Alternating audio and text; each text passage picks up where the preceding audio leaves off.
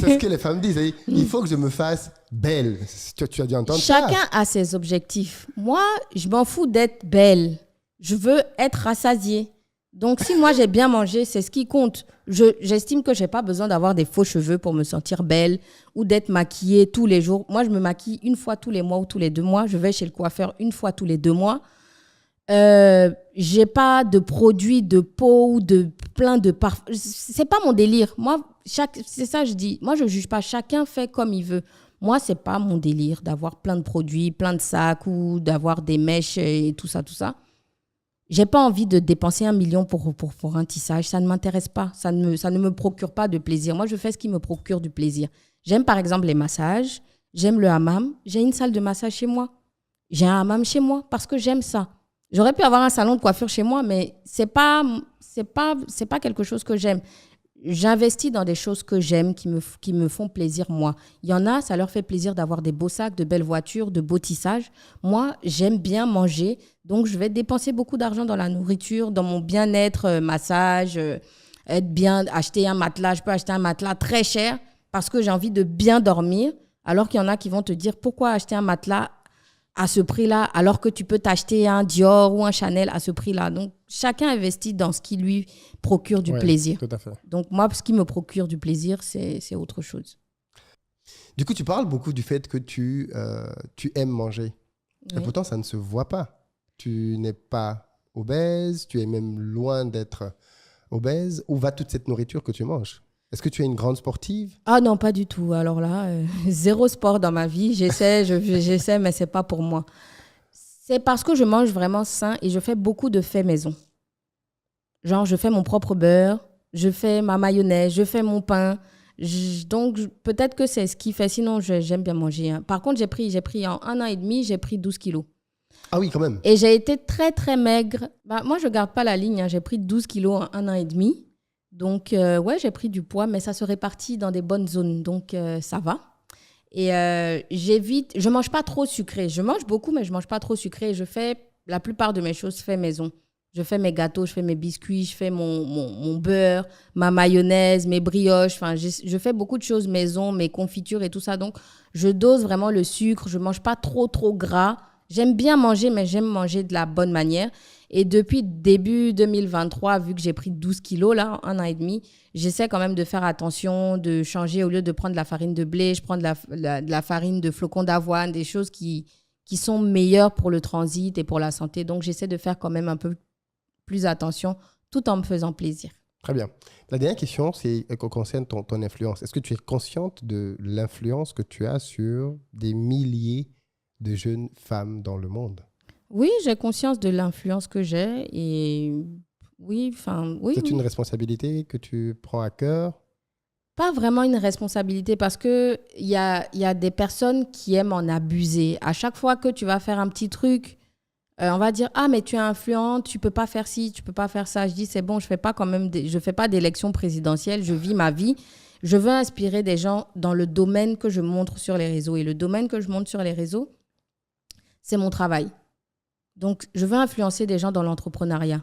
Personne ne sait vraiment comment je vis ma vie de tous les jours. Je leur montre ce que j'ai envie de montrer, donc la nourriture, les bâtiments, je fais des petits TikTok, des blagues et tout ça, mais les gens ne connaissent pas ma vie réelle. Donc, moi, je veux vous inspirer que dans ce domaine. Si vous jugez le reste des domaines, ça, c'est à vous de voir. Mais je ne peux pas dire qu'il faut que j'ai une vie parfaite. Personne n'a une vie parfaite. Même le pape n'a pas une vie parfaite. Donc, personne n'est parfait. Donc, à chaque fois qu'il y aura une petite erreur qui n'a peut-être rien à voir avec ton travail, on va te tomber dessus, on va te juger pour ci, pour ça. Et non, tu ne peux pas faire ci, tu es une influenceuse. Non, tu ne peux pas faire ci. Enfin, tu ne vas pas vivre, en fait, pour les autres. Je ne fais pas d'élection présidentielle. Donc, je peux vivre comme j'ai envie de vivre, quand même en faisant attention à ce qu'on dit. Avant, vraiment, je n'avais pas conscience de mon influence. Donc, quand les gens venaient me sortir ce genre de commentaires, je dis, mais laissez-moi, je fais ce que je veux, je dis ce que je veux.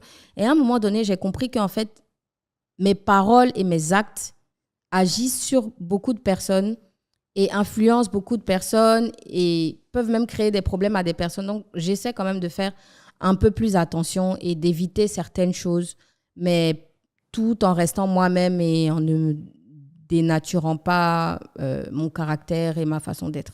Dans la culture africaine, les gens qui gagnent beaucoup d'argent sont très âgés, en général. C'est-à-dire que c'est le cumul d'une longue carrière, c'est le cumul de beaucoup de commerces.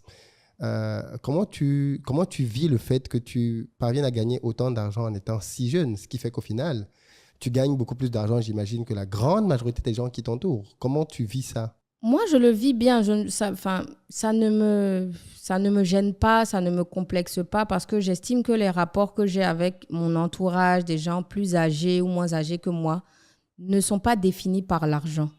Donc, si ça dérange, c'est comme ce que je disais au début, si ça dérange la personne, mes revenus ou ce que j'ai sur mon compte bancaire, c'est cette personne qui a un problème et pas moi.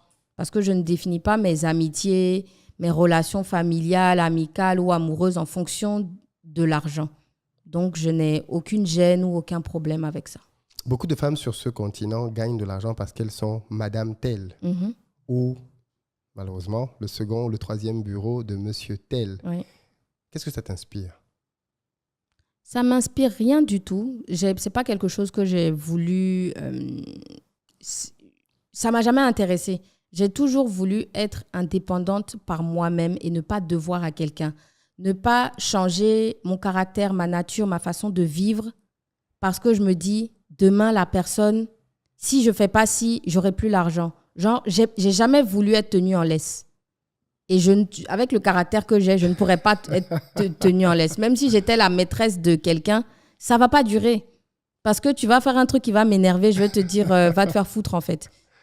Ouais. Alors que beaucoup de personnes qui vivent ce genre de vie-là restent, même si on leur manque de respect, même si on leur fait les pires des dingueries, parce que si je laisse demain, il n'y a rien derrière en fait. Ouais. Et c'est ça que je n'ai jamais voulu avoir. Donc, ce n'est pas quelque chose que j'envie ou pas du tout. Tu comprends les femmes qui font ce choix? Moi, oui, on peut dire comprendre, c'est un grand mot. Moi, je ne juge pas les gens. Chacun fait ce qu'il veut. Moi, j'ai des copines qui sont chisa, j'ai des copines qui sont géreuses de busy, j'ai des copines qui sont vraies prostituées de luxe. Je ne juge pas leur vie. Chacun fait ce qu'il veut. Je vais pas dire... Ce sont tes copines? Vous avez quoi en commun? On a quoi en commun? C'est juste par rapport à l'amitié. En fait, moi, je ne juge pas ce que tu fais. C'est quand tu es faux que je ne veux pas être avec toi. Je vais donner l'exemple d'une amie.